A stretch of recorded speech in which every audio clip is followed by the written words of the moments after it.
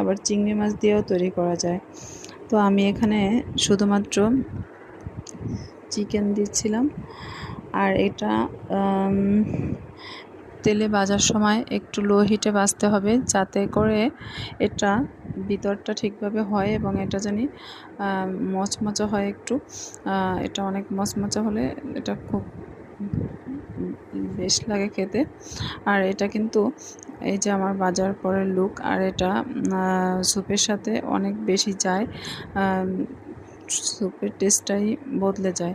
আর সবাই আমার চ্যানেলে ফলো দিয়ে ভালো ভালো রেসিপি পেতে অবশ্যই ফলো দিয়ে পাশে থাকবা। আর একটা ভিডিওটি ভালো লাগলে অবশ্যই একটা লাইক দিয়ে দেবা এবং অন্যকে দেখার সুযোগ করে দিবা। আর সবাই ভালো থাকবা, আমার জন্য দোয়া করবা। আর